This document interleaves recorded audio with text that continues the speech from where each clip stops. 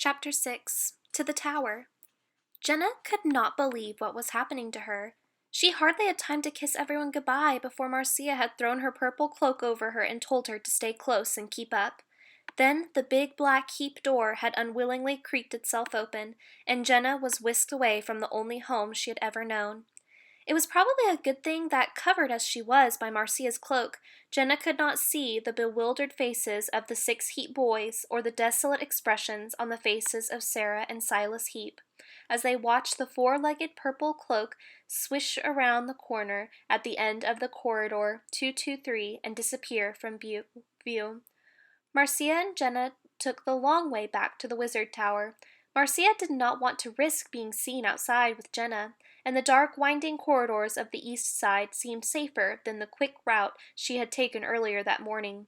Marcia strode briskly along, and Jenna had to run beside her to have any hope of keeping up. Luckily, all she carried with her was a small rucksack on her back, with a few treasures to remind her of home, although in the rush she had forgotten her birthday present.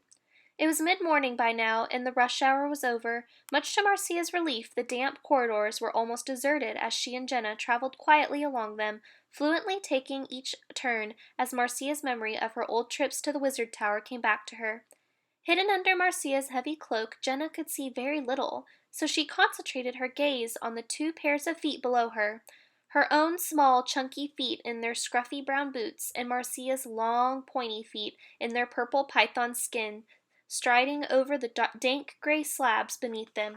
Soon Jenna had stopped noticing her own boots and had become mesmerized by the purple pointed pythons dancing before her, left, right, left, right, left, right, as they crossed the miles of endless passageways. In this way, the strange pair moved unnoticed through the castle, past the heavy murmuring doors that hid the many workshops where the people from the east side spent their long working hours, making boots, beer, clothes, boats, beds, saddles, candles, sails, bread, and more recently, guns, uniforms, and chains. Past the cold schoolrooms where bored children chanted their 13 times tables, and past the empty, echoing storerooms where the custodian army had recently taken away most of the winter stores for its own use. At long last, Marcia and Jenna emerged through the narrow archway that led into the Wizard Tower courtyard. Jenna caught her breath in the cold air and stole a look out from under the cloak. She gasped. Rearing up in front of her was the Wizard Tower, so high that the golden pyramid crowning it was almost lost in a wisp of low-lying cloud. The tower shone a brilliant silver in the winter sunlight, so bright that it hurt Jenna's eyes, and the purple glass in its hundreds of tiny windows glittered and sparkled with a mysterious darkness that reflected the light and kept the secrets hidden behind them. A thin, blue haze shimmered around the tower, blurring its boundaries, and Jenna found it hard to tell where the tower ended and the sky began. The air, too, was different. It smelled strange and sweet, of magical spells and old incense. And as Jenna stood, unable to stir another step, she knew that she was surrounded by the sounds, too soft to be heard, of ancient charms and incantations. For the first time since Jenna had left her home, she was afraid. Marcia put a protective arm around Jenna's shoulders, for even Marcia remembered what it was like to first see the Wizard Tower. Terrifying. "Come on, nearly there," murmured Marcia encouragingly, and together they slipped and slid across the snow-covered courtyard toward the huge marble steps that led up to the shimmering silver entrance. Marcia was intent upon keeping her balance, and it was not until she reached the bottom of the steps that she noticed there were no longer a sentry on guard. She looked at her timepiece, puzzled. The sentry change was not due for 15 minutes, so where was the snowball-throwing boy she had told off that morning? Marcia looked around, tutting to herself. Something was wrong.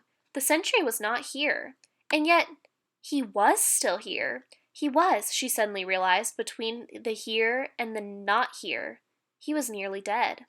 Marcia made a sudden dive toward a small mound by the archway, and Jenna fell out of the cloak. "Dig!" hissed Marcia, scrabbling away at the mound. "He's here, frozen!" Underneath the mound lay the thin, white boy, the white body of the sentry. He was curled up into a ball, and his flimsy cotton uniform was soaked with the snow and clung coldly to him. the acid-bright colors of the bizarre uniform looking tawdry in the cold winter sunlight. Jenna shivered at the sight of the boy, not from the cold, but from an unknown, wordless memory that had flitted across her mind. Marcia carefully brushed the snow from the boy's dark blue mouth, while Jenna lay her hand on his white, stick-like arm. She'd never felt anyone so cold before. Surely he was already dead. Jenna watched Marcia lean over the boy's face and mutter something under her breath. Marcia stopped, listened, and looked concerned.